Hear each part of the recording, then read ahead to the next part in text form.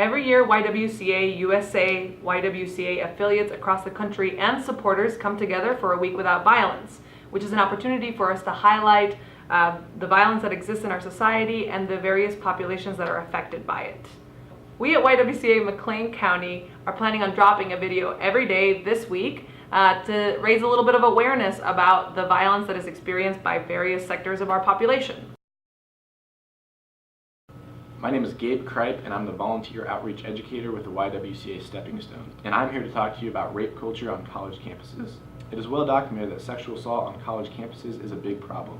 It is estimated that 1 in 4 women will experience an attempted or completed sexual assault while in college.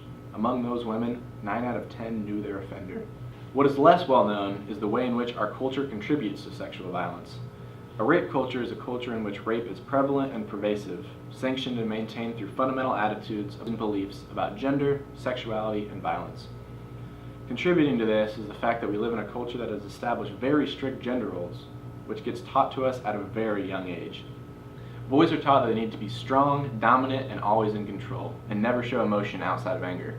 Girls are taught that they have to be passive, submissive, and polite.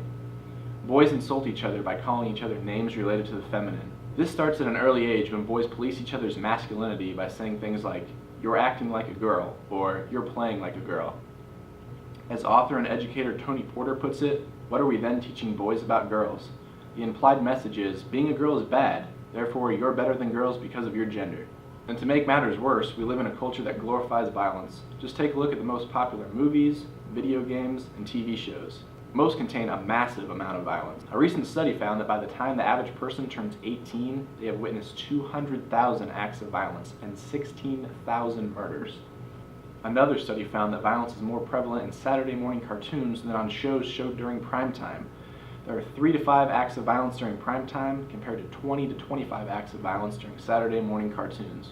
Young people, particularly young boys, are taught that violence is an acceptable way of dealing with their anger.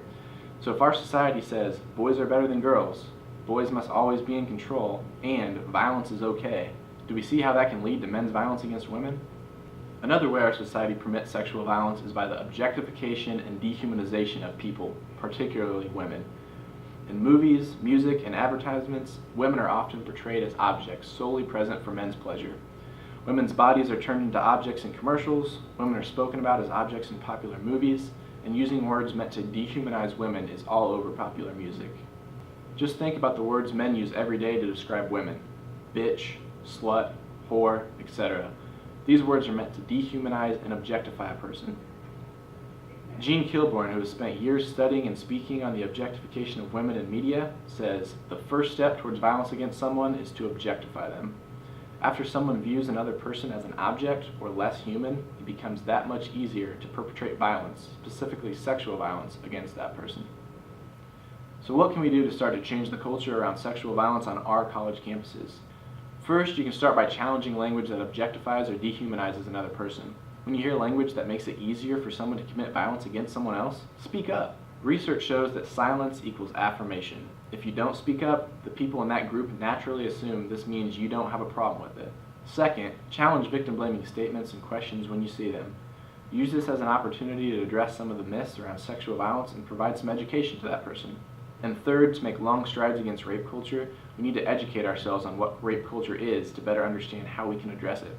This short video doesn't begin to touch on some of the other ways our society contributes to sexual violence.